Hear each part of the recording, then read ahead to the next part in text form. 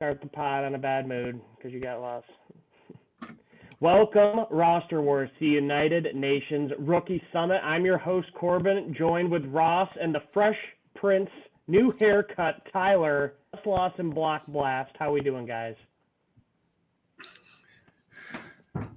I'm doing good. I'm doing great. Good. I'm not as good as Tyler. I'm still miserable old haircut, but yeah, doing well. This is a good position. That's a good position. Everyone's excited about wide receivers. It's a more relevant fantasy than linebackers probably. So hopefully some talking points. Maybe some guys more guys that are going to first round this year than the other positions we've talked about. So exciting one. Tune in, fantasy heads. Yes, it is. It is an exciting one. And, some people are saying that this receiver class is weaker than the past few years. I mean, all five of these guys that we're going to talk about today, I think, first-round picks. So, yeah, I'm excited to get into it. And after watching the tape, I feel a lot better about some of these guys. So I expect probably all five of them to be, well, 4 out of the 5 will be going in the first round of your Roster Wars draft. Hot take. I wonder who the fifth one is. Yeah. Well, today we're talking Tet McMillan out of Arizona, Travis Hunter out of Colorado, the quarterback wide receiver hybrid, Luther Burden III out of Missouri, Emeka Egbuka out of Ohio State, and Matthew Golden from Texas. But before we hop into talking about these guys, let's see how we did last year. Take it away. All right. So last year we we went over 5 guys. We went over Marvin Harrison Jr., Odunze, Neighbors, Thomas, and Coleman. And ranking them, all 3 of us had Harrison Jr. ranked first. Ross had Odunze second, then Neighbors, then Thomas, and then Coleman. Corbin had Neighbors, Odunze, Thomas, Coleman. And I had Neighbors, Odunze, Coleman, Thomas. And quickly going through the stats of those guys. Harrison Jr. played 17 games, 62 receptions, 116 targets, 885 yards, 8 receptions, drafted 4th overall, or 8 TDs receptions. Odunze, 17 games, 54 receptions, 101 targets, 734 yards, 3 TDs, drafted 9th overall. Thomas, 17 games, 87 receptions, 133 targets, 1,282 yards, 10 receptions, drafted 23rd overall. Neighbors, 15 games, 109 receptions, 170 targets, 1,204 yards, 7 receptions, drafted 6th overall. Coleman, 13 games, 29 receptions, 57 targets, 556 yards, 4 TDs, drafted 2nd round, 33rd overall. Now, to the sleepers. And I read a lot of, some of the comments said we didn't really pick true sleepers. And it kind of panned out in the draft that maybe me and Corbin didn't. Ross took Javon Baker, who I wish would have panned out to not be a sleeper. But he was drafted to the New England Patriots, round 4, 110th overall. He did play in 11 games. He had a total of 1 reception for 4 targets for 12 yards and 0 TDs. He's still sleeping. Corbin had Xavier Legette, who played 16 games, 49 receptions, 84 targets, 497 yards, and 4 TDs. He was drafted round 1, 32nd overall, right ahead of Coleman. And I picked Laddie McConkey. I remember really liking the name. 16 games played, 82 receptions, 112 targets, 1,149 yards, receiving TDs 7, drafted 2nd round, 34th overall, so right behind Coleman. So there you have it. Nice. McConkey's the best sleeper. So who's talking shit about our sleepers? What's that? Who's talking shit about our sleepers? Oh, Sam said that when I picked McConkey, he said, I don't think McConkey's really a sleeper. But that means that if Leggett was drafted one pick before him, then Leggett is not really a sleeper either. So, Yeah, but he was a riser. To me, a sleeper is somebody who's not drafted or who we're not covering in the top 5. So I agree. Yeah, I mean, I see what you mean. I try and get deeper sometimes mine, but other times I just want to talk about somebody that I feel like isn't getting enough attention, even if they are a fringe first rounder, second round kind of guy, they might be, number 6 on our list. I still want to recognize them, and be a little bit different, like I love Ladd McConkey too, and I can't remember exactly how it went down, but I'm sure that's in the running for one of my sleepers as well. But, same this year, like I'm not going like too far off the rails, like a second or third round pick is where I see my guy going this year. So, and then when we talk about how the rankings, how we had them last year, I think they ended up pretty nicely. Obviously, Marvin Harrison Jr., not quite as successful of a year as you'd hoped. But, Malik Neighbors and Brian Thomas, obviously them two, however order you see fit. Marvin Harrison, I think, is the easy 3 from last year alone. And then Odunze did pretty solid, and Keon Coleman, relatively disappointing compared to the destination that he landed in Buffalo. Obviously, that seems like a great spot, wide receiver 1 for the Bills. Didn't pan out that way. But I think we were all pretty spot on in our rank for the most part. You're not going to rank Malik Neighbors over Marvin Harrison Jr. Definitely not Brian Thomas at the time. It's a bit of a hot take. But, yeah, all 5 of those guys are, they've proven to be solid assets for your fantasy team that you should try and get in every league that you can. Not sure about Coleman. The jury's still out from me, but the other 4, all showed promising rookie seasons in different ways. Obviously, Thomas was outstanding the whole year. Same with Neighbors as well, but with Thomas, you maybe got more of a long-term quarterback situation sorted.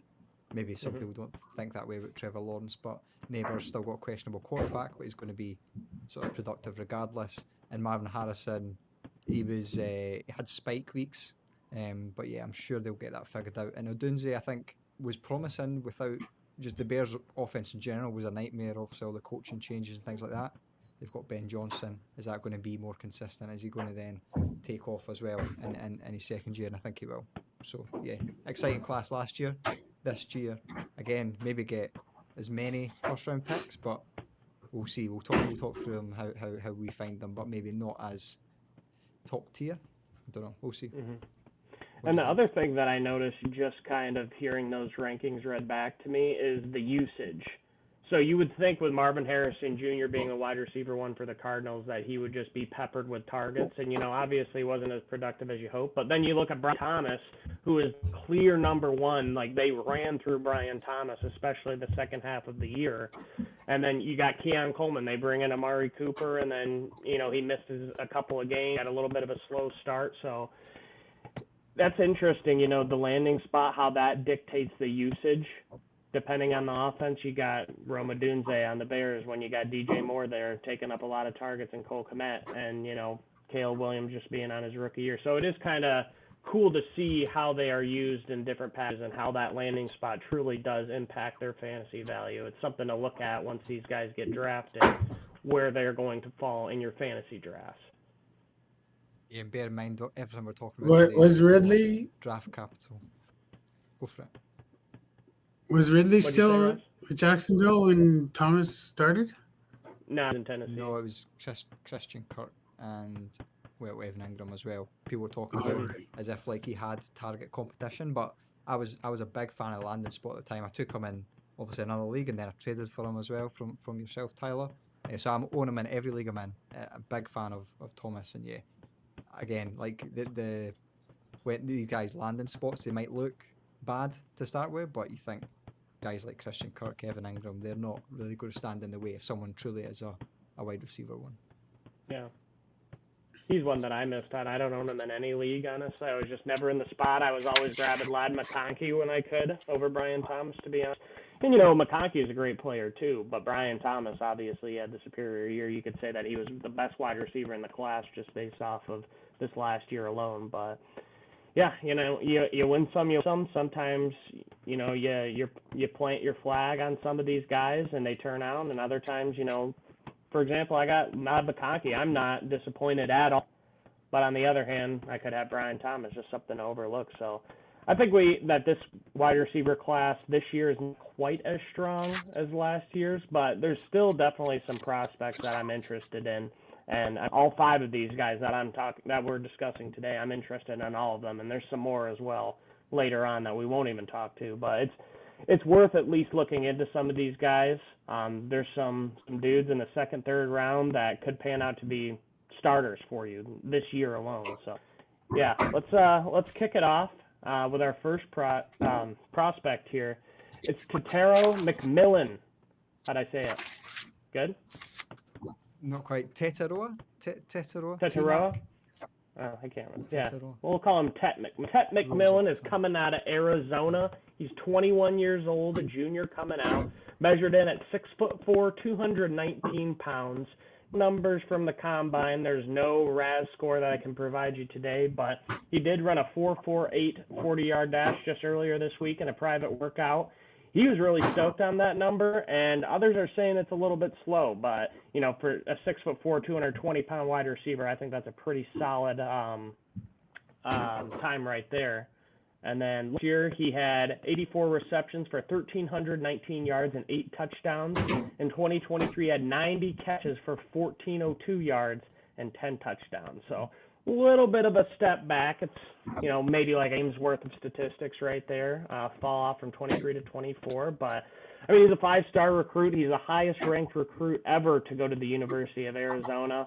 Started as a true freshman in 2022, and he led all first-year players nationally with 39 catches under 2 yards and 8 touchdowns. So he's got 3 solid years of production, the all-time receiving yards leader for Arizona. He's a great player. You look at him and you think that he's mostly a jump ball specialist, but he brings a lot of other juice to the table that, you might not be as familiar with. So let's kick it off, Ross. What are your thoughts on Tet? Well, first things first, I think he's a very QB-friendly receiver. I think he played with his QB for all of his years, and I think back to high school. I could be wrong on that, though. But yeah, you can see he's very QB-friendly. He just catches everything. Like, he's got giant hands. I think it's like 10-inch hands, which is one of the biggest in the class. And whether it's high or low, like off-target throws or even like one-handed catches. Like, I think he's seen more one-handed catches than anyone I've watched. Like, he just takes it in his stride, just puts his big paw out there, catches it, and continues running. So yeah, he works back to the quarterback when he's running his routes as well, and he finds like open spots downfield again. I think he had really good chemistry with the quarterback. So when the play breaks down, he's finding space down the field to create more yards. I think he's, like I say, he's good in contested situations, and you'd expect that for his size, and his ball skills and his hands all adds up to that. I think he picked up quite a lot of yards after the catch in college. I don't think that's maybe going to translate as well to the next level. He's not really a burner, obviously, but I think he had like good vision in the open field to sort of find space and work around defenders. So he obviously lacks the suddenness and the athleticism. And that 4.48, I think, time, I'd question that. Like, I've seen quite a lot of people talking about in the 4.5s. And obviously, all pro day numbers take it with a pinch of salt as well. And I think he's not going to be an elite separator. I think he does sort of have more rounded routes, and he does separate decently amount, but at the next level, it's maybe not going to be quite the same. And he's not quite a polished sort of route runner like we'll talk about other guys. And again, that's just because he's a bit bigger. But when I think about the elite level wide receivers, and we're comparing him to elite level wide receivers because he's probably going to be the 102 in fantasy drafts. When I think about him compared to elite level wide receivers who run maybe 4.5 or above, I just don't think he's quite there as a technician. So my thoughts were guys who run slow, Davante Adams, DeAndre Hopkins, maybe a couple others. They're like total technicians, route running, releasing from the line of scrimmage, and getting great separation. without being a burner, without top level athleticism. I just don't see it quite there with him. So I think he might have a capped ceiling, but overall, I really like the player, and I think he's going to be a very QB friendly, a good contributor at the NFL. Okay, Tyler, what do you think? Yeah, I mean, Ross touched on all his catch radius and stuff. I like the way he uses his body to box out the corners and make it so only he has the ability to get that ball. But I think with the speed issue, just from watching him, like he's very shifty and agile for a guy his size. I think that makes up for a lot of that separation issues. I think he can bring that to the next level, and that'll help with the separation.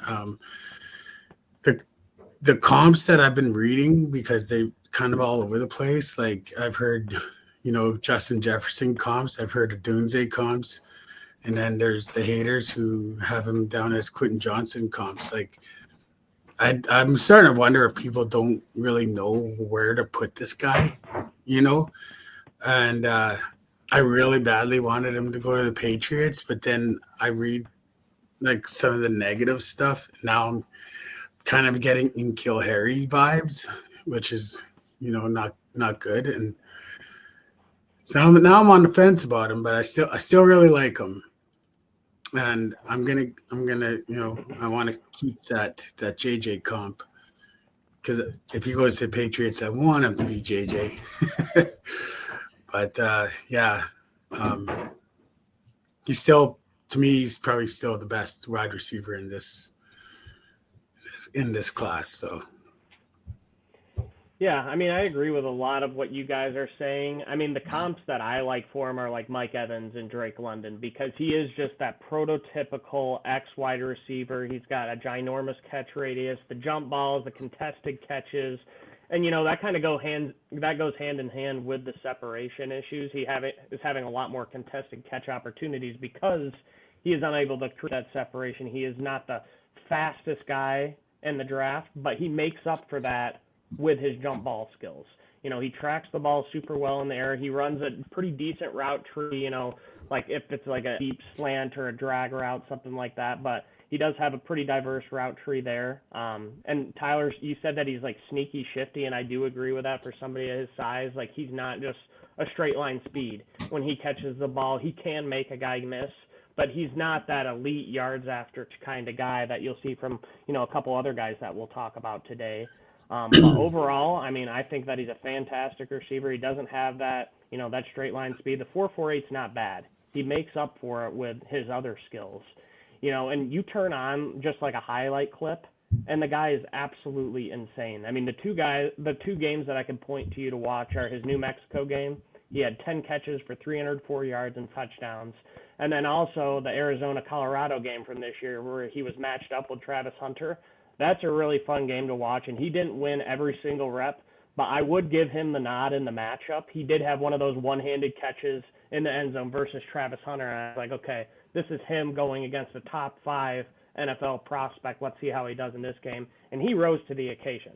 And Travis Hunter, a long physical corner, and he did a really, really nice job. So, yeah, I mean, on the other hand, I do have some apprehension just because I do feel like the NFL is kind of shifting away from these big X receivers.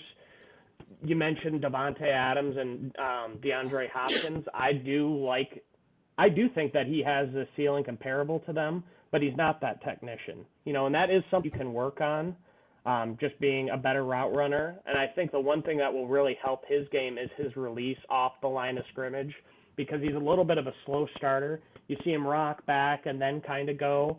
And there are some plays where you just kind of see him take off. When he's not getting the ball, you can see in his tape he runs some lazy routes.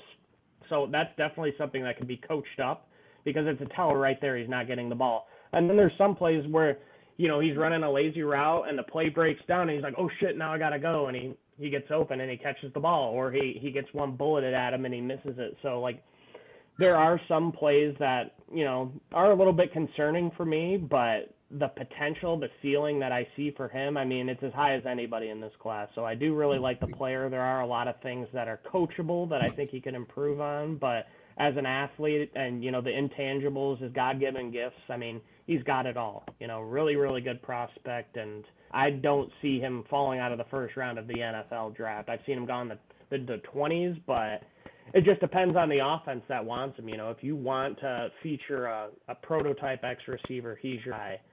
And a little bit more lately, I've just seen more NFL teams go for like a smaller, faster guy. Like, we don't need that jump ball specialist is kind of superior in the NFL a little bit. So that is one thing that concerns me. His draft position is going to be important for where I make my decision taking him in our roster wars draft. And like you said, landing spot's quite important. So if you're looking at someone like the Chargers, for example, which I've seen, I think he's most commonly mocked there. I'm not sure that's the best landing spot because they need speed, and they've got Lad McConkey, who's probably maybe the more high volume target guy. And yeah, I wouldn't be as thrilled as some would say for him to go to the Chargers, but when you look around, there's not many other maybe wide receiver one situations that he can go to. So yeah, I'm anxious to see where he will land eventually. Maybe Carolina would be maybe one of the top guys where he's guaranteed for 120 targets or something like that.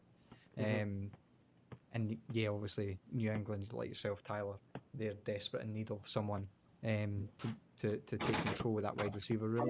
But as far as the comps go, Drake London's the one I hear all the time. Drake London is so much better than Tetairoa McMillan in terms of quickness, suddenness, and just in general functional athleticism.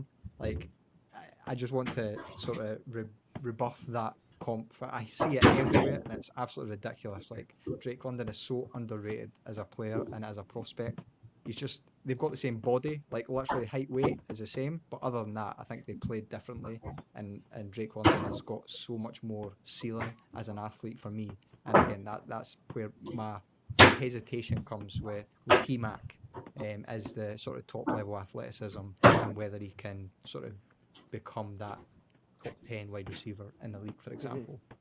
Yeah, I mean, on the other hand, like, I agree. I think that London, I just think he's different. It's hard to compare, like, who's the better, jump ball guy. But at the same time, like, USC is a better situation than his at Arizona.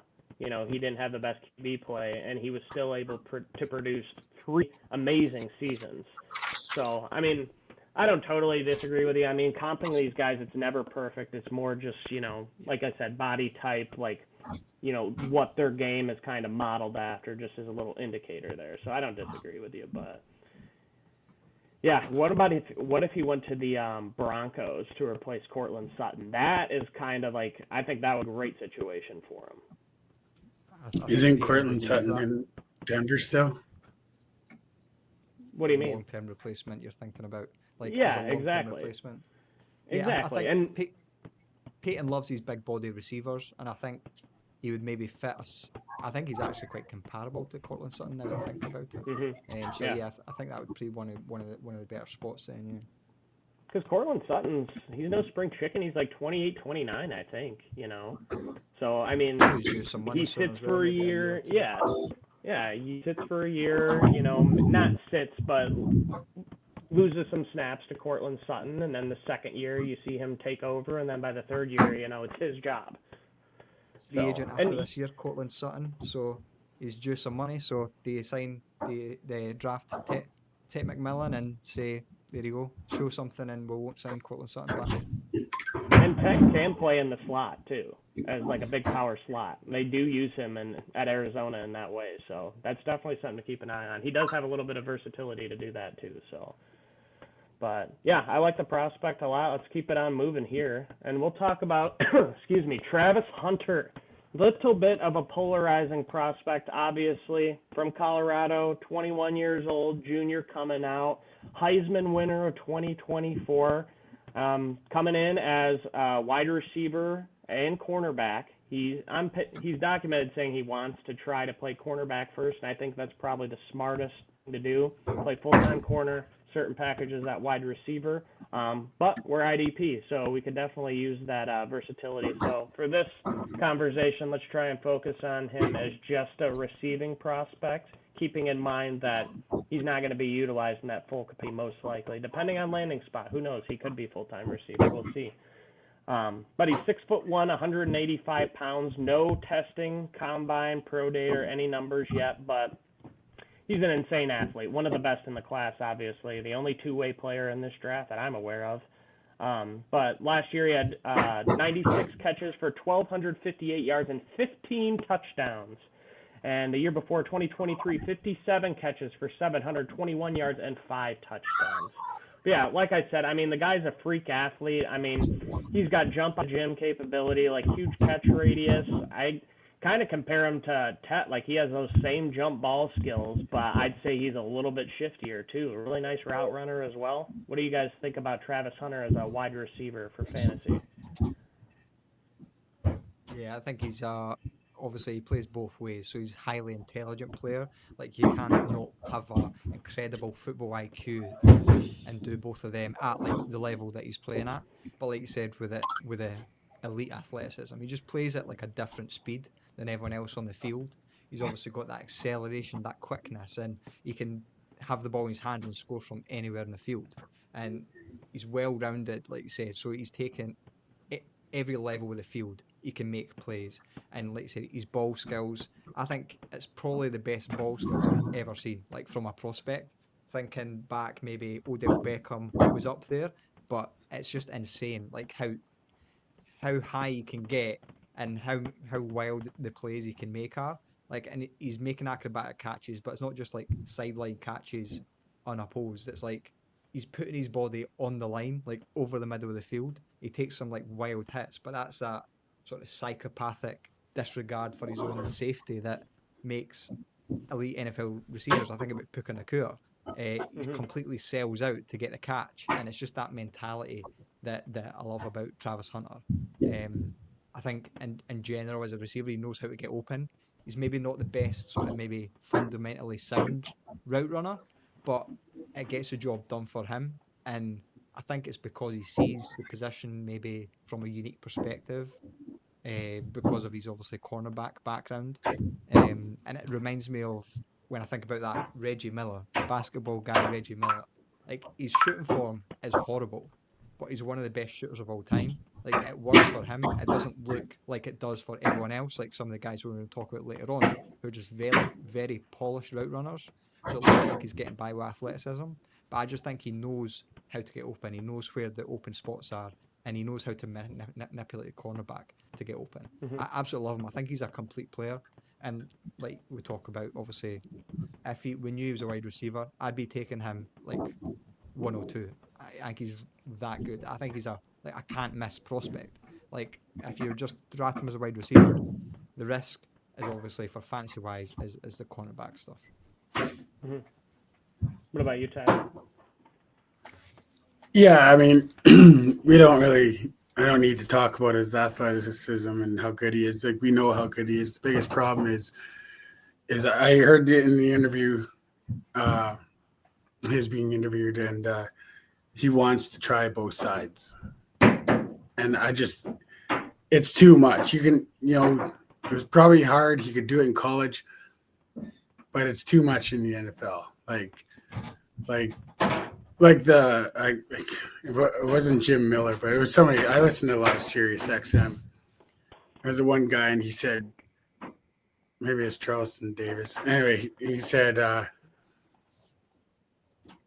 when you take the playbooks from both sides, they're huge. And if he's going to play both sides of the ball, he has to know both playbooks. Like, there's way too much. Like, he's not going to be able to do it. So I think for his own success and his money, I mean, he's going to get paid more as a wide receiver. And to get drafted in the first round, he should say, I want to be a wide receiver.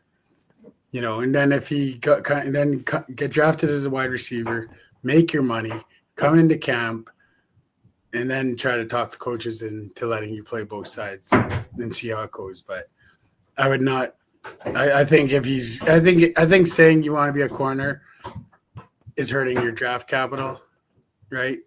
That's going to hurt his money. Just that's all. I mean, otherwise, if he goes as a wide receiver, he's getting picked top 10.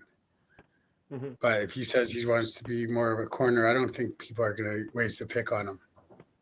You know? So the only thing I would push back with that is the NIL money that Travis Hunter and Shedeur have been getting this year. I mean, it's in the millions. Like, he's already pretty much set for, I mean, I don't know what his bank account is, but he's pretty set right now. I bet you he's got 10 mil in the bank at least. He's comfy. He's not dying for a paycheck by any means. I don't think that, you know, the positional pay for his rookie contract is really factoring into his decision too much. I think that, you know, in an ideal world, he would be a wide receiver for us playing fantasy football. But in reality, his coach is Deion Sanders. He was a cornerback first and came in wide receiver sets. You know, that's the reason why he chose Deion, is because he sees himself taking a similar path. At least that's what I believe. And, you know, to be honest, like, you can't take snaps off as a cornerback. If you look at snap counts, NFL starters at cornerback, other than nickel, are getting 100% of snaps. The outside corners do not come out of the game unless, you know, injury or, you know, they get nicked up or something. A play or two off tops. Wide receivers, I mean, even like the best wide receivers in the NFL are playing like 90% of snaps. They're always missing snaps every single game. Certain packages they're taking out for a breather, whatever it might be. So I think that for him to maximize his usage in the NFL is to be a cornerback first and play, you know, 40% of snaps as a wide receiver. And then when he gets done with his rookie contract, other teams are going to see that he brings value on both ends, offense and defensively. So it's unfortunate, you know, for us fantasy players because we want to plug him into our starting lineup. But thankfully, we are in an IDP league. You know, cornerbacks are going to get – you're playing 100% of snaps. Even, like, the worst cornerbacks are getting you, like, 8 to 10 points. And if Travis Hunter can get, like, 2-3 points, you know, every 3 games he catches a touchdown, 2-3 catches for, like, 40, 50 yards, like, that little bit there makes him the most valuable cornerback in all of roster wars. Easily. No problem. He's better than the elite of the elites just because of his receiving production alone. But anyways, I said we'd focus on him as a wide receiver. I mean it. I'm going to try and avoid the cornerback talk, but, you know, it does tie into his value, and so it needs to be discussed. But, you know, you guys mentioned the athleticism. I do think that he is the best athlete in this class. It's not just because he's a two-way player. It's his jumping ability, his physicality. I mean, he's only 6'1", 180-some pounds, you know, and he can take hits. He's not afraid to take those shots over the middle of the field, and he does have that football IQ, and I think that kind of goes hand in hand with his experience as a cornerback. He knows how to manipulate cornerbacks and get open. He is a pretty good route runner. Could it be improved? Yes, absolutely. He's not the best, you know, doesn't have that ideal size, but you don't need to be 200 pounds. Look at Devonta Smith, you know, all the production that he had in college and his success in the NFL as a wide receiver. And that's all with A.J. Brown taking the wide receiver 1 snaps away from him, too. So he's 180 pounds, and that was our biggest critique, was he was a little small. And I think that's the biggest thing that you could say about Travis Hunter. How is he going to handle some of these physical cornerbacks when he gets to the NFL? He's a little bit more talent, athleticism over technique, but, again, this is all stuff that you can refine when you end up on your team, you know, get coached up a little bit. But, yeah, I agree with Ross. If he was just a receiver, and we knew that for a fact, he's the number 1 wide receiver in the class. But the only question is, like, how many snaps is he going to get on offense? And the biggest question I have about him is, where do you take him in your roster wars draft, you know? Like, is he a first-rounder? Because if you get a cornerback that can score you 20 points every single week, I think that's worth it. You know? No. How would I? Yeah. Well, if he gets drafted if he gets drafted to the Patriots, you know he's getting drafted as a wide receiver because they're good at corner. They're horrible at wide receiver. We all know that. So I know for DD, if he gets drafted to the Patriots, then he goes 102. So Ross, you don't think any way he ends up in the first round of roster wars draft? Well, I'm not taking of it. What I want for Travis Hunter is I want him to go to the Patriots, and I want Mike Vrabel to come out and say he's a wide receiver. That for me, that's what I want. But even then, there's still going to be that risk. I've got the 103, the 105. I would need to seriously consider if I take him at the 105. And I love him. I think he's the wide receiver one. I know I'm spoiling the rankings, but he's the wide receiver one for me. Even if he gets drafted by the Patriots, and even if Mike Vrabel comes out and says he's a wide receiver, I'm not sure I would still be taking him at 105. Now, just to go back on the cornerback argument, cornerbacks don't score 20 points a game. You might get it for a year. For 2 years, 3 years, you're not. They're so inconsistent. The only guys who are consistent at cornerback are like Kenny Moore, the slot or the sort of nickel cornerbacks. Travis Hunter's probably going to be an outside corner. He's not going to have that consistent production as a cornerback. Now, if he has a consistent production, like you said, as a wide receiver, which I doubt, to be honest, then it's different. But it's just sort of like you're getting half of each position. You're not getting a full position. And I just don't see how that's going to be stable, consistently valuable enough for me to take him as a first round pick. Like I'm just not going to do it. No. I would rather the known rather than the unknown. So correct me if I'm wrong, but when they get drafted and their names announced, they announce the position, right? Yeah, but they say linebacker and they're really an edge, or they say defensive lineman, like safety, and they're actually like a nickel corner. So it doesn't really mean anything. I mean, if he gets drafted and the Patriots are like, we draft wide receiver Travis Hunter. Yeah, I don't really mean there's still going to be that risk that they're going to change in training camp. Maybe they have a breakout from Javon Baker, hopefully.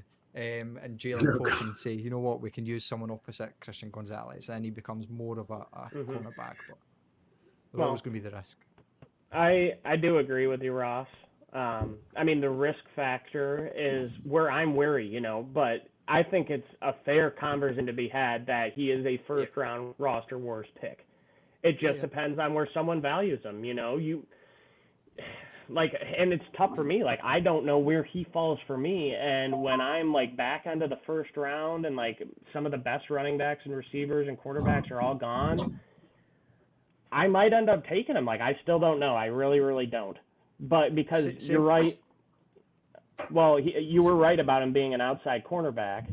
But on the other hand, he is getting full-time outside cornerback production along with, 50% of a wide receiver. So if an outside corner gets 10, I'm just saying roughly. 50% a wide receiver, but yeah.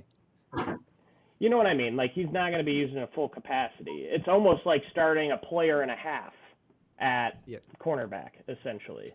And, you could do worse. There's only, it is so inconsistent, but if you do have minimal wide receiver production and that consistency, along with, the fluky cornerback production, I don't know. It's just so hard to say. It's so hard to predict. I don't know. I really don't.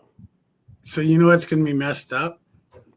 So in baseball, in fantasy baseball, they have O'Shea Ohtani pitcher, and then they have Ohtani batter.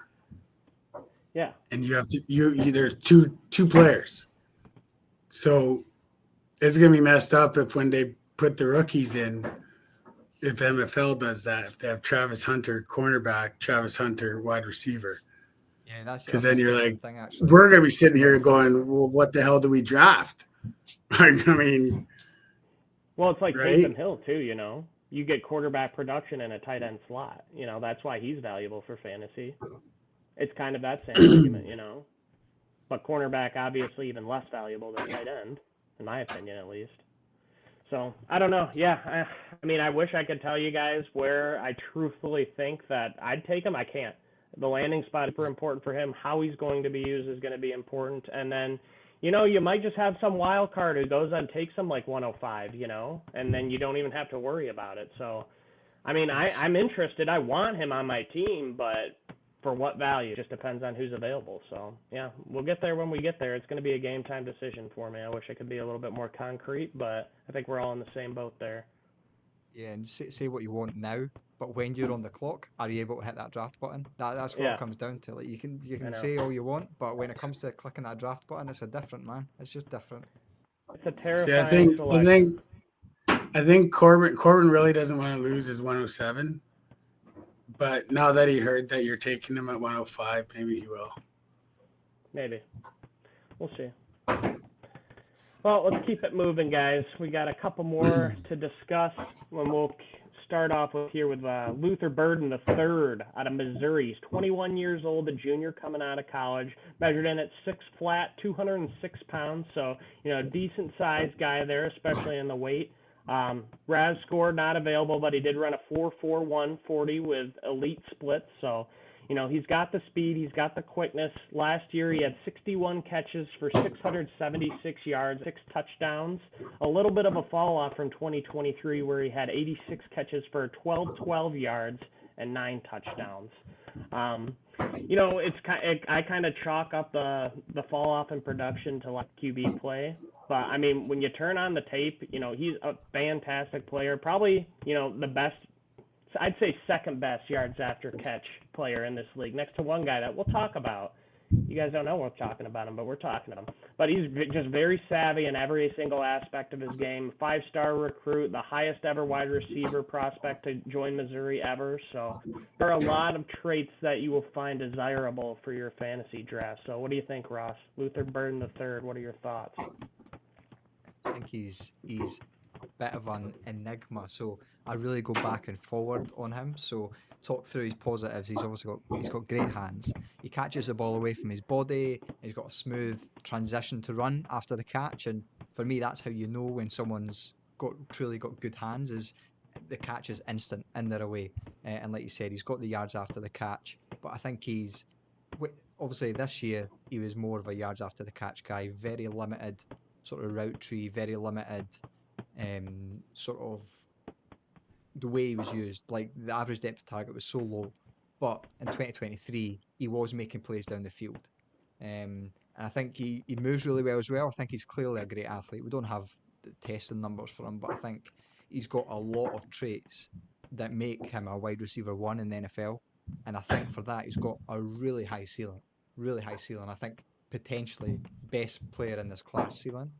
But the other side of that is obviously the 2024 tape and how he was used.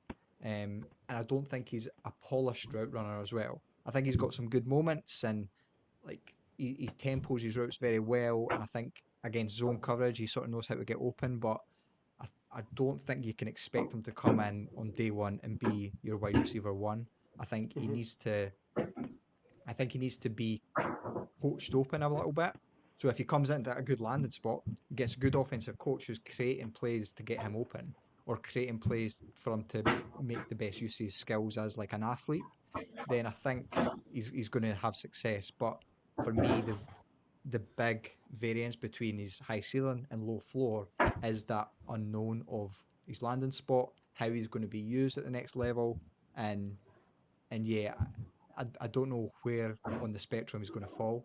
And to me, I think you can convince me anyway. Like if someone looks at him and says, "Oh, he's a great player," I'm like, "Very good. I see the same." Someone convinces me, says, "Oh, he's going to be a bust," I'm like, "Very good. I see the same as well." So not really made my mind up quite yet, but I see both sides of the argument, I would say. Yeah, good points there. What about you, Tyler? Ross took all my points. Sorry. My big point was the landing spot. He has to go to a team that is suited for him and going to use him as a proper weapon. So, I mean, you'll never be an outside wide receiver. He's best for the slot. So, but yeah, needs an OC who's going to get him open. Thanks, Ross. Yeah, Where would you Ross like to see always him takes go? my Like, point. what would be a good landing spot? Would you like to see him in the Ben Johnson and the Bears or something, or who? Is it just a play No. caller, or is like a high target guy? The Patriots. What about the Patriots? Josh McDaniels. Do you think you can do him well? I think I don't know. Patriots would have to trade up to get him there. I'm thinking he's going to go Second between round. like 10 and 20, maybe to top 25. No, I think he's second round. He's a No. second round pick. No Yeah, he way, is. dude. No. All right, Okay. I'm going in.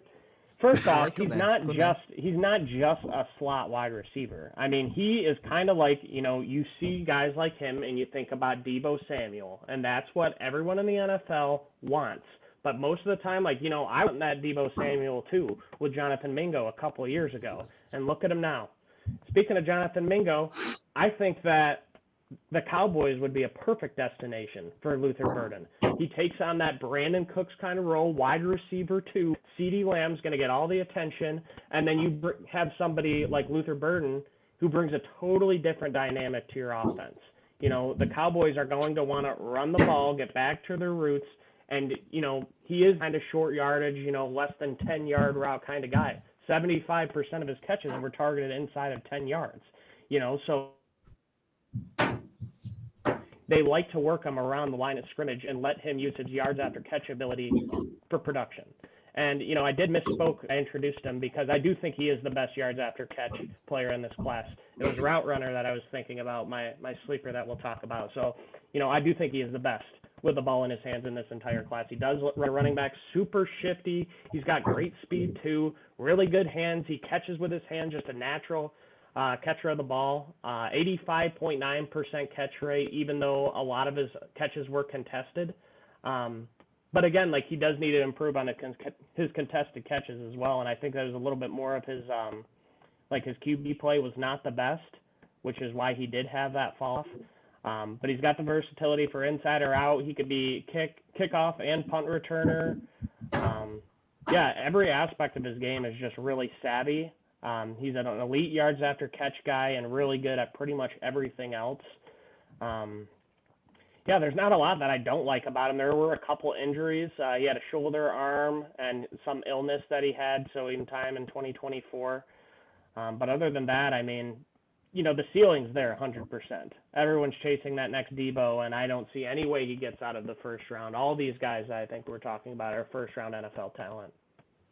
I think he's misunderstood as a Deebo Samuel, as a yards after the catch guy. Obviously, he can do it, but I think he brings so much more. And you probably do need to look at 2023 to see that. Like you said, the way they used him this year was just really funky and really weird. And I think it's spooking quite a lot of people. But just because he was used that way last year doesn't mean that's the way an NFL coach comes in and uses him. They maybe see the vision, they see the talent, and see how he can be an all-round playmaker. And that's the way I see him. He's just a playmaker, a great playmaker. I hate people compare Deebo Samuel, because I feel like Deebo Samuel was like the unicorn, the only guy that was successful at what he does. You know what I mean? Like, you've got Jalen Hurd and Jonathan Mingo and Laviska Shenault and all these guys who are like Malachi Corley last year for the Jets, barely seen the field. Like, these guys do not turn into success in the fantasy world. So if he's going to get drafted and be that kind of guy, I'm not interested. But if he goes somewhere where they've got a good offensive coach, they can scheme him open, they can get him more downfield targets and make use of his talents, then I'm probably a bit more in. Mm-hmm. Well, did Malachi Corley not see the field much because of his talent, or was it because he dropped the ball at the 1-yard line? Well, we'd never seen the field much before that, and then the game he came in, he dropped the ball at the 1-yard line and never got in. But I don't think he's him and all the other yards after the catch guys. It's just they're very situational, I would say, and I don't want them for NFL, for fantasy. I'm not trying to compare him to Deebo. I'm just saying that teams are trying to chase that type of prospect. You know what I mean? Yeah. And for good reason, because if you have a guy who can give you that kind of production, you're really, really set. And, look at Deebo now. He's going to the Commanders and that wide receiver 2 role. And I think the Cowboys are going to kind of want to emulate that. You got Terry McLaurin and CeeDee Lamb, and then you got Deebo and a guy like Luther Burden. And having that bona fide X wide receiver 1 who is going to command most of the attention from the secondary is just going to free him up. And all you need are 5-6 plays a year where he just busts open a 60-yard catch off a screen, and then, that makes up for it right there.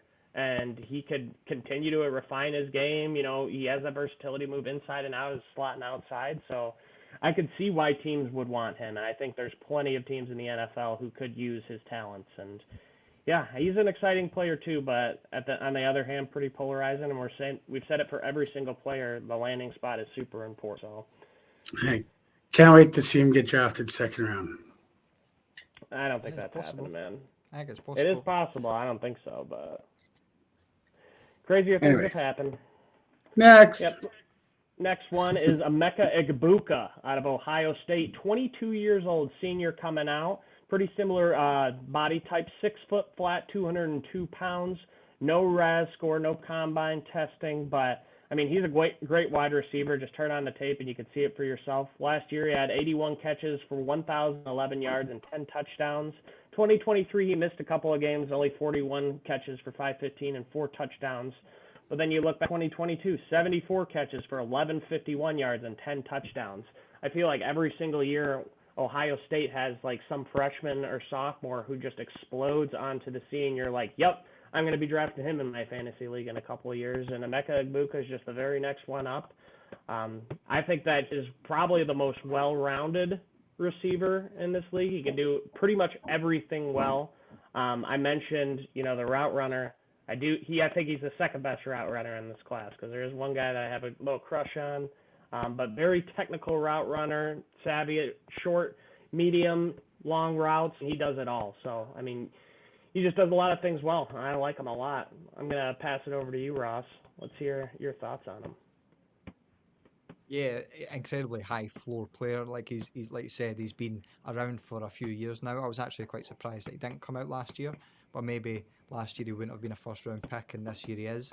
But I think he's just going to be a positive addition to like any wide receiver room in the league, and it feels like every team's looking for a wide receiver too, and he's going to be a great addition there. He's really a very polished route runner, like you said, technically very good, and he does all the nuanced movements. Like he's using head fakes to turn defenders, and he's just great at creating separation. And like you said, he's a 3-down receiver as well, and I think that's often sort of underrated. Like he's not going to come off the field, and that's going to maybe get him a few more targets. But he's a great blocker, and like he can stay on the field in every personnel group. And you think about the Rams, who do that very well. Like they like to have 2 receivers and keep them on the field and get them to block. And that's where I think his maybe biggest comparison would be for me is Robert Woods. Now, Robert Woods is like a career wide receiver too, and I think that's maybe doing Egbuka a little bit dirty. I think he can become a wide receiver 1, maybe similar in the Lad McConkey situation, and that he goes somewhere where there's just no one else who's going to command targets, and he can do that. But yeah, so my comparison is probably Robert Woods in that he's a 3-down player, and he can be really, really solid for a team and just be like, I don't know, just a very high floor player. I don't think he's going to bust. Is what I'd say about Egbuka. That's a good take. Very low bust potential. I agree with that. Tyler, Emeka Egbuka, how do you feel? Well, this is the guy I think he's the best after the catch, but we'll hear your guy. It's best suited for a slot receiver, so this is the guy I would like the Patriots to somehow get, along with Tet. Some things you didn't say are his parents are Henry and Rhonda from Nigeria, which matters a lot. I mean, I don't know. So Henry and Rhonda named their child Emeka. Yeah. And then they had I read that there's a Ricky Pearsall comp minus the bullet hole. So there's that. Yeah. Actually, I kind of hope he goes to Houston because I want him to go back with CJ. So That'd be a very good spot. I think that'd be a very good landing spot, yeah. I mean, this is the player where I think that the landing spot matters the least. You could plug him into any offense, and he can be productive. Like you said, Ross, maybe a little bit more of a wide receiver too, but I look at him as a wide receiver too, like Jackson Smith and Jigba to DK Metcalf. Everyone thinks DK is the best, and then JSN explodes for a top 10 year this year just because he's, he can get open and gets you like 8 to 10 catches on games. He just does everything very well. I'd say, some of the biggest weaknesses in his game is he doesn't have that elite speed. He's good enough, and not the biggest catch radius. He is a little bit like undersized, just 6 foot, 200 pounds. There's questions about how he'll hold up against some of these longer, more physical corners. Working on the outside, or he could just get pegged as more of that kind of slot wide receiver. But yeah, very, very high floor kind of guy. And when you're picking in the first round, you don't want to bust. And I feel like he is the safest wide receiver prospect that we've talked about today and in this entire draft. He's the safest guy. He might not offer that ceiling that Tet does or Luther Burden does, but there's nothing wrong with having a top 15 wide receiver on your roster year in and year out. Maybe he's not the number one guy, but that top 15 guy has value 100%. And, the route running, like I said, I can't fault it. He might be the best route runner in this class, and I think that's probably the most indicative trait to have to determine your NFL success, just being a very polished route runner. He's got it all. Just a really, really smart player. He's got 2 solid years of production. The injury history is something that is slightly concerning, but he was healthy his entire senior year. So I definitely think he's going in the first round. You could make an argument that he's the wide receiver 1 in this class just because of that floor. And, the ceiling is there 100%. But yeah, very safe player. I can't really find, anything but just nitpicky kind of critiques on his game. I liked his tape a lot, and I've seen a lot of him just in the Big Ten games that I've watched over the years. Yeah, thinking about him as maybe if he goes somewhere as a wide receiver too, let's say he goes to Houston, where we've always got Nico Collins as the top guy. Like, that can still be productive for fantasy. My comp was Robert Woods, so I looked at his peak with the Rams, and he was wide receiver 16, 14, 18, and 15. And you'd take that every day of the week. Like, that's you can still be a great fantasy asset from that role. So yeah, I agree. He's a very good player. A guy that you can just lock in one of your wide receiver spots week in and week out demands a first-round pick. Enough said.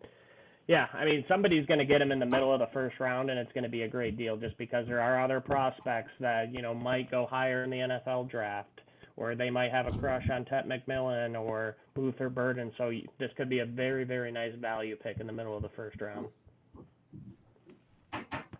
Yeah, sounds like none of us really had any critiques on him. We all agree he's a pretty solid prospect. So let's move on to the last guy for today. It's Matthew Golden out of Texas, 21 years old, junior coming up. Nobody has risen up the draft boards quite like Matthew Golden. He's 5'11", 191 pounds, so a little undersized. No RAS, but obviously he ran the 40 at the combine, a 4.29 with elite splits too. That is just a savage time. The guy's an absolute burner. I did not think he was going to run that fast, but he absolutely did. The last 2 years, he went from Houston to Texas. So last year at Texas, he had 50 catches, 987 yards for 9 touchdowns. And at Houston, he had 38 catches for 404 yards and 6 touchdowns. 2022, another good year, 584 yards, 7 touchdowns on 38 catches. So pretty consistent player. The solid production at Houston. Then he steps up the competition at Texas, and he just showed continuous improvement. He had some big plays and big games, and like I said, he is just kind of exploded on the scene. He was maybe a fringe, second round kind of guy, and now everyone's saying he is no doubt a first round wide receiver, and some are even saying he's the number 1 wide receiver in this class. So I think we're going to have some disagreements over this guy. Ross, why don't you kick it off?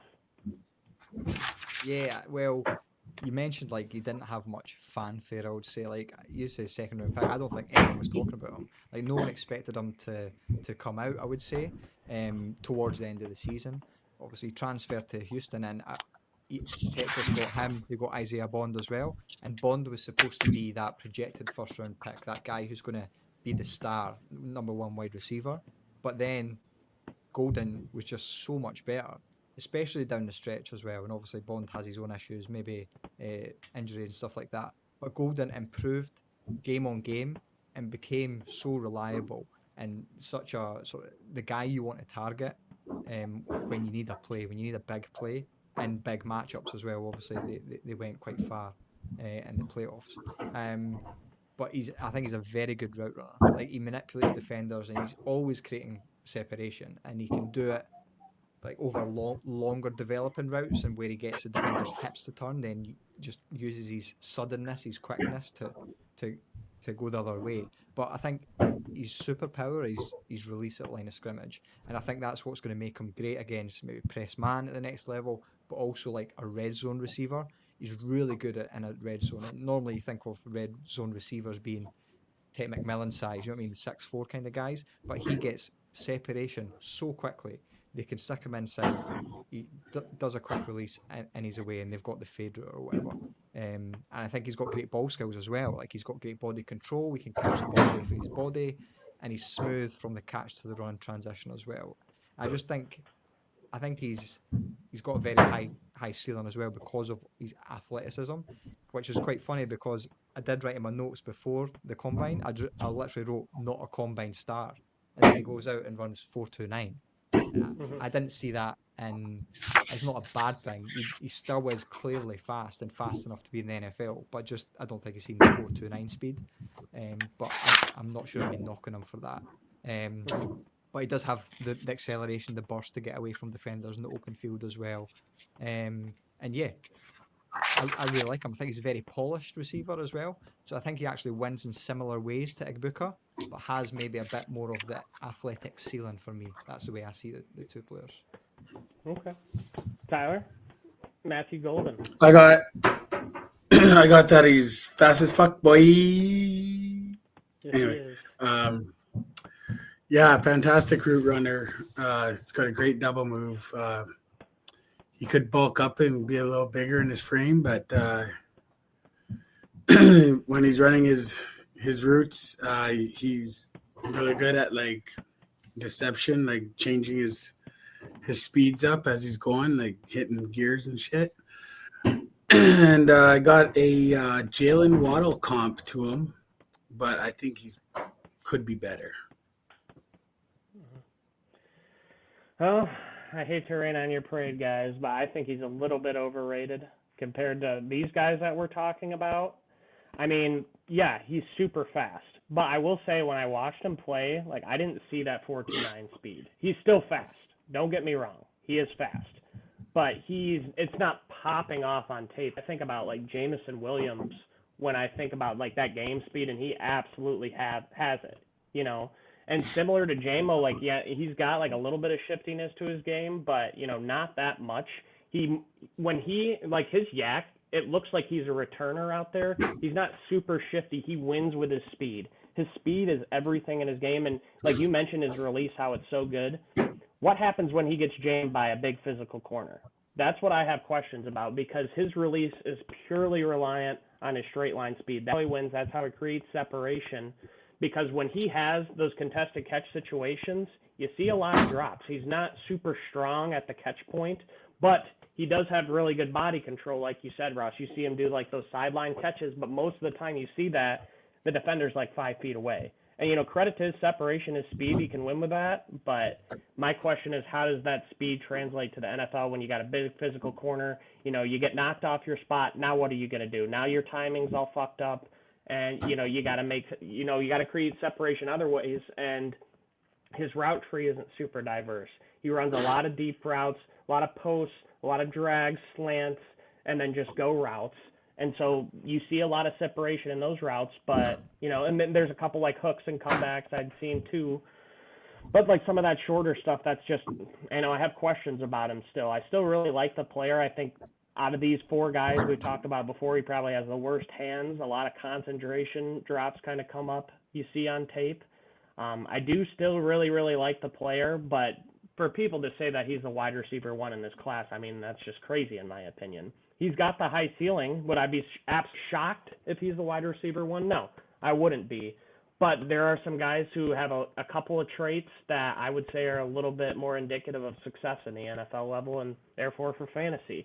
He could just be like the Deshaun Jackson kind of guy where, you know, he has a couple of years where he's a top 20 wide receiver, and then there's other years he's top 40, and, you know, he's very streaky. You don't know when you can plug him into your lineup and when you can't, because he has 1 catch for 10 yards, and then the next game is, you know, 6 for 90 and 2 touchdowns.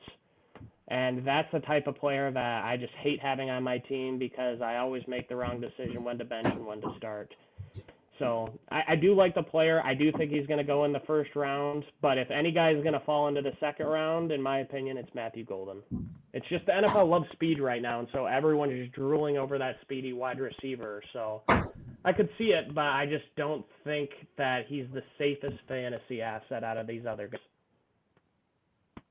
But I think he's got a high ceiling as well. Like, maybe he doesn't have 4.29 speed, so just discount that. Let's say he's got 4.35 or even 4.38 speed. You know, Yep. he's still a 4.3 guy. I think too many people are dinging him, saying, "Oh, I don't see that on tape. I don't see 4.2 speed on tape." It's like, well, that doesn't matter. Like, he's a 4.3 guy, and to me, he does have that and that acceleration, that burst. He catches the ball and he's able to find the angle and burst away from defenders. You've seen a couple of long catches. I wish I knew what games they were, where he's literally catching the ball in the deep middle of the field. Like you said, he does run a lot of routes in deep middle of the field.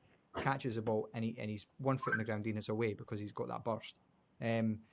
I just think we see him slightly differently as players. I think he's he's going to be great in the NFL. Like, I think he's so polished, and I think he does have a high floor because of that polish. And like you said, he may be a bit streaky.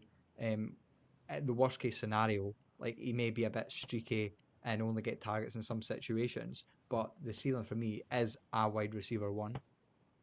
I just think we see him slightly differently. But to me, he's got that ceiling, and I think the body control stuff is what separates him from Igbuka for me. I think they are quite similar players, but maybe he's obviously not as thick and he's not as physical as Igbuka, but I think he wins with separation. Like, he's so good at separation. And you think about guys as well, so thinking about when you said someone who's not as physical, like Zay Flowers. Like, Zay Flowers is tiny, but he separates so easily, so effortlessly, that it doesn't really matter. Like, he's still getting 1,000-yard seasons. Mm-hmm. See, that's the thing is, he's fast, but I don't see that quickness as much. Like, you think about the best separators in the NFL. Let's say Devontae Adams. You know, at the line of scrimmage, he is an absolute technician. Footwork.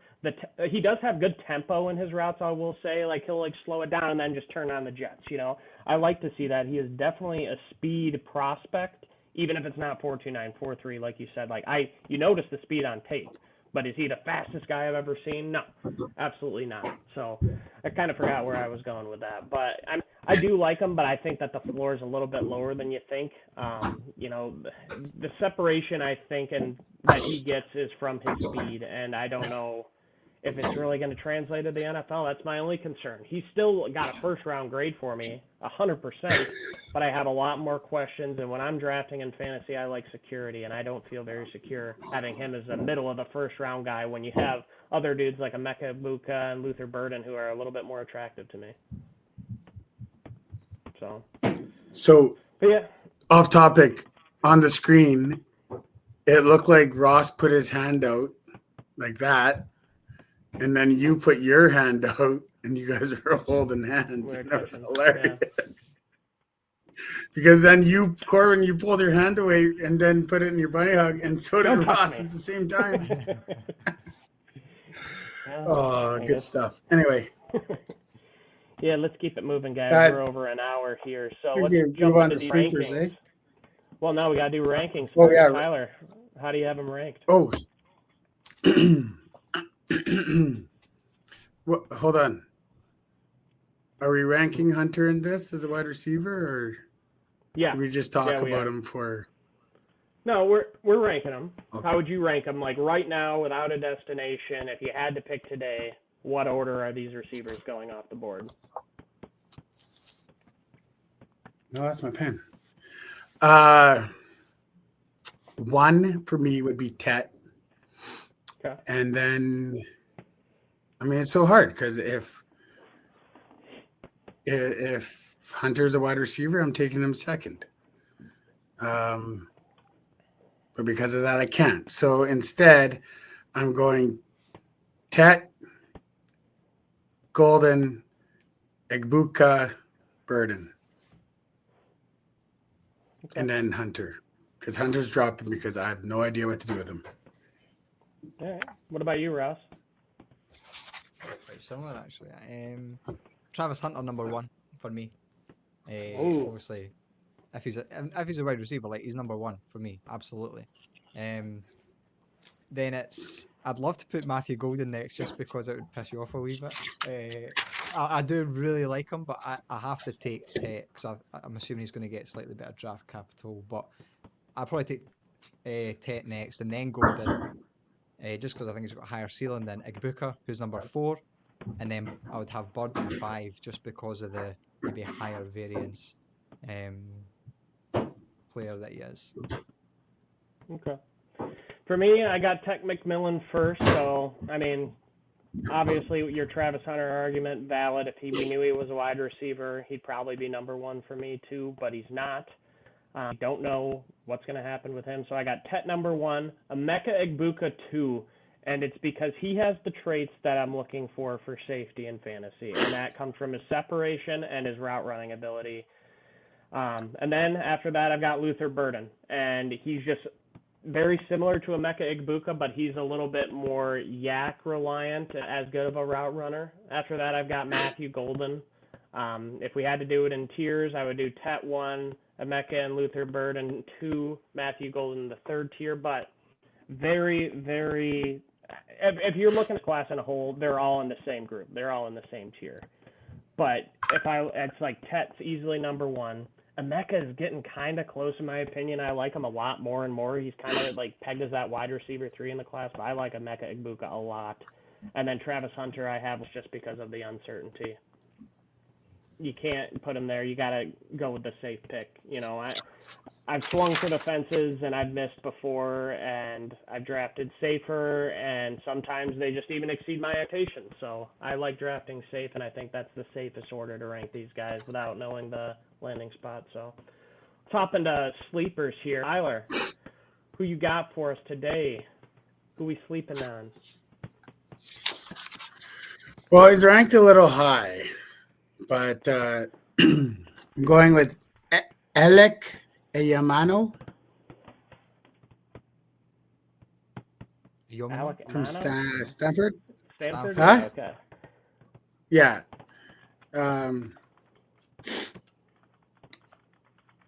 He's 6'2", 208 pounds.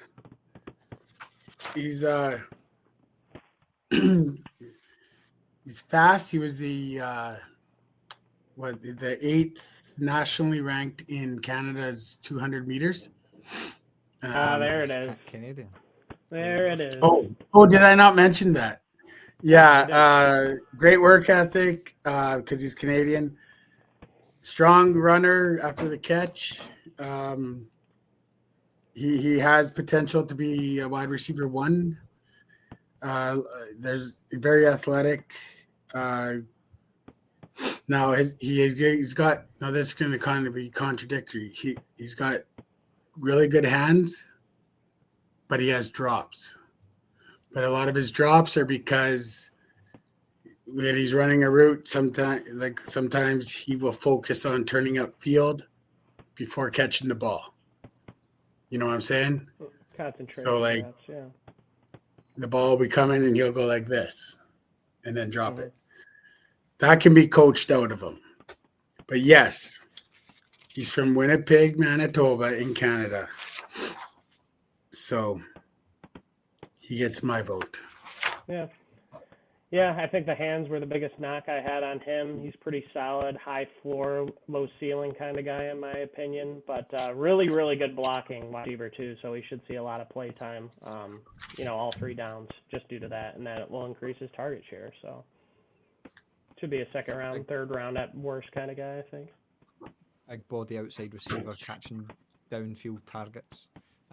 Maybe not the high volume guy that I sort of prefer for fantasy, but yeah, he's a interesting guy. Canadian as well, apparently.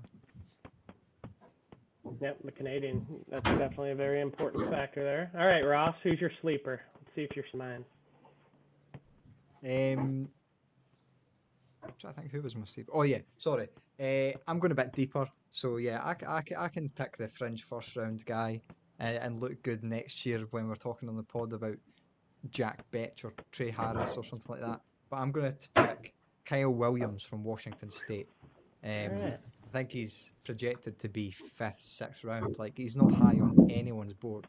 and I don't know why, because he's got so much juice. Like when you watch him, like he pops off the screen. He's an elite separator as well, and his releases from the line of scrimmage, they just put DBs in a blender at that level. He's absolutely quick in everything that he does. So he breaks at the top of the routes, he's jump cuts to create space after the catch, and I just think he's just a smooth and he's a quick operator. I think you'd think with his size as well. So let me check on his size, but you'd think he could work out the slot as like maybe a shallow depth of target guy. You'd think that's where he would be. To me, I think he's best when he's like maybe a downfield target, creating separation on the deeper routes.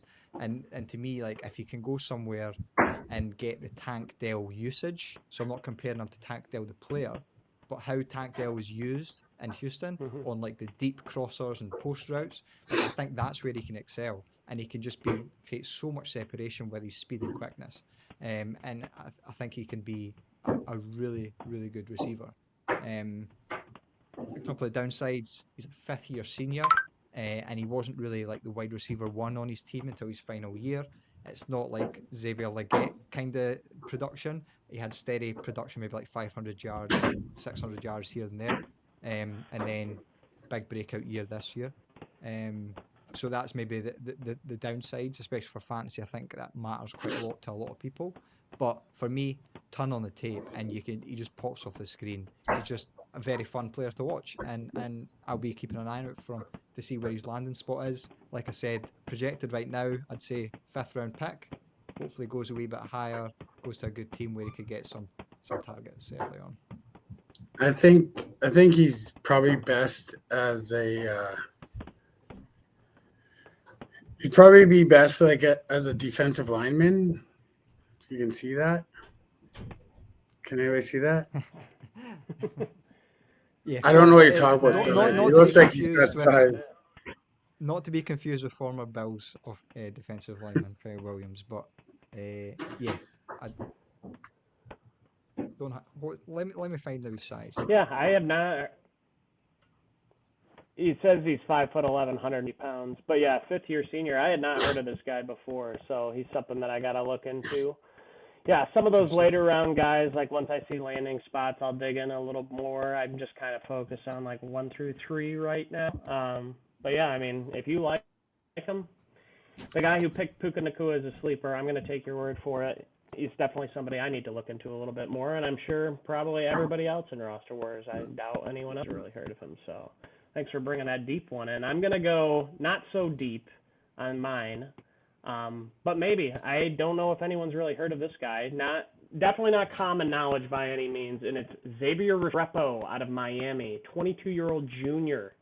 You guys heard of Xavier Restrepo? Of course. Cam Ward's favorite target. Yeah, I believe. Okay.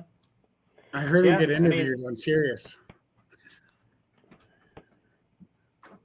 He is a very smart dude. He turned down offers from Harvard and from Georgia. So you got your Ivy League best academic school, and you got your football powerhouse to stay home in Miami. He's, a Florida native. He's the very first receiver in the University of Miami history to have consecutive 1,000-yard season. I thought that was crazy, honestly, that Miami's never had a receiver 2 years in a row with 1,000 yards. He's the first one to do it. He's the all-time leader in receptions and receiving yards in Miami history, and he had 6 100-yard receiving games just this last year in 2024.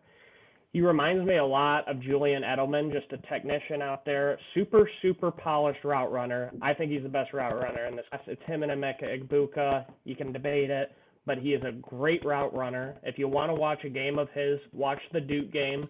There were a couple of contested catches that were dropped in that game, but he went out for 3 touchdowns, over 100 yards. It was a great performance. He's really quick. I wouldn't say he's super speedy. The speed's not quite there. He is fast, but just lightning fast cuts coming out of his routes. That's how he creates separation. That's how you win at the NFL. He's good short, intermediate. He's got used in deep packages too. He's not the biggest guy by any means, but very, very smart player. He just understands zone perfectly. You see him make an adjustment when Cam Ward would scramble out, and he knows exactly where to go, even knowing where the defenders are. He doesn't even look. He finds the perfect spot, and he gets hit for like, a 10-yard completion for a first down. So he's going to be that high usage, high target kind of guy, like almost like a Hunter Renfrow, and that brings value to your fantasy team. A guy who can get you 6 catches for 80 yards and maybe a touchdown. Might not be the sexiest pick in the world. He's definitely not the sexiest.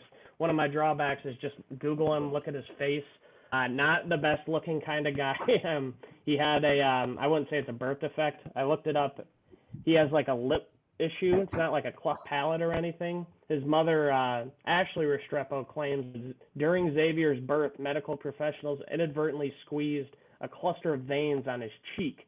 And around like 3 months old, he started to develop kind of like, I don't know, like a weird looking cheek, but it's all cosmetic. I mean, he's no, who is Tyler's crush? And Dart by any means. Tyler's not going to love him, but you look at his production on the field, you look past the face mask, you're not going to be excited, but he is a really, really good player. Only other drawback really is he's not an outside guy. He's going to be slot only, quicker than fast, and if he ended up in Miami playing for the Dolphins, he's a career Miami guy. That's kind of one of my favorite land spots because they don't really have a guy like that.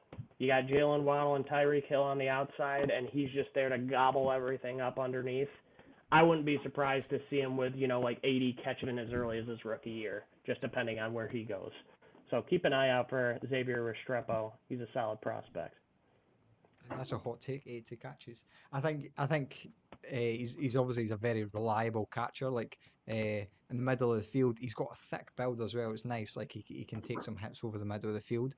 I think he can definitely help a team. But for me, I think he's going to be a better NFL wide receiver than he is a fantasy asset.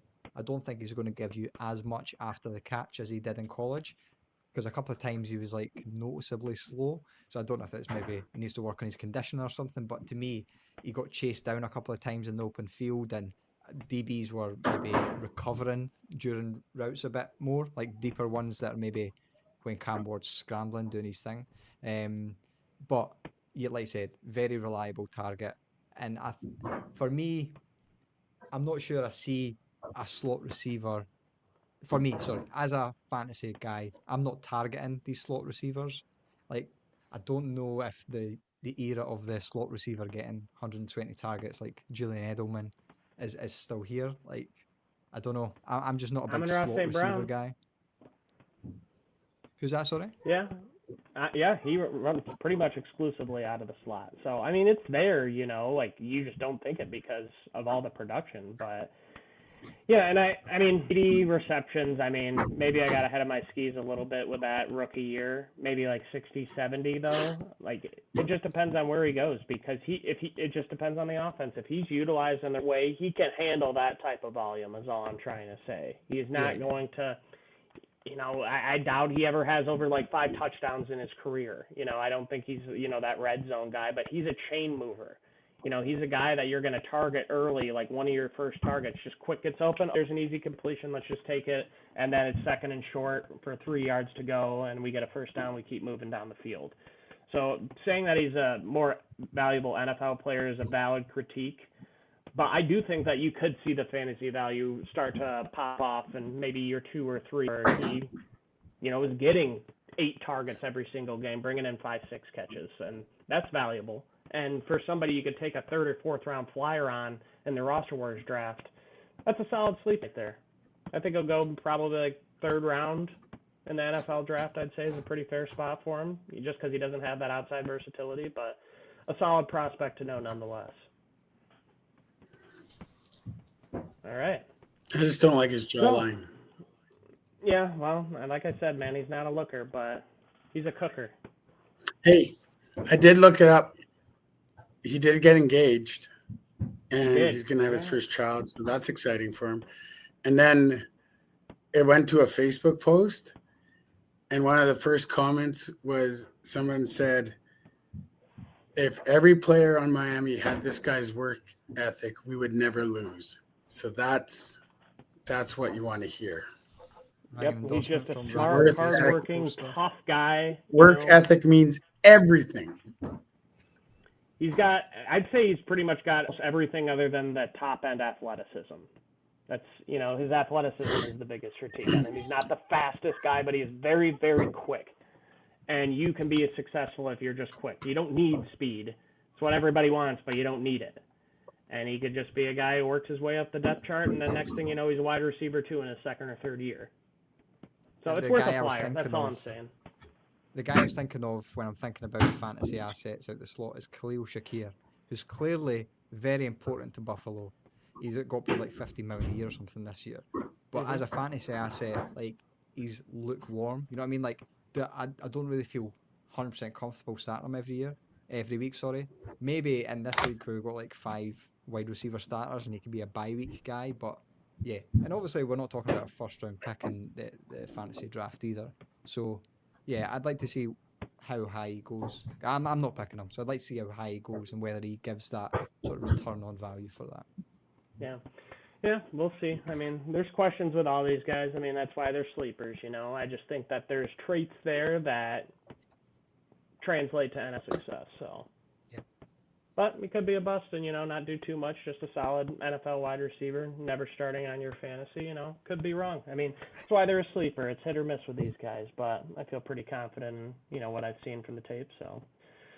But yeah, let's leave it at that, guys. We're almost at an hour and a half here. Big episode, 5 huge wide receiver prospects and sleepers for you. Gives you a little bit to think of before your drafts. Obviously, pay attention to where some of these guys actually go in the NFL draft, and then just kind of reevaluate from there. Scheme's really important when it comes to guys. Like we had mentioned with Brian Thomas, it's always something to look out for. It's hard to kind of project their usage, so at least you get a good idea on some of the traits that these guys have and how they'll find success in the NFL. So with that, we'll head out for today, but thanks for tuning in, guys. I'll be back next week with The Edge. Thanks, guys. See you later. All right. Take care.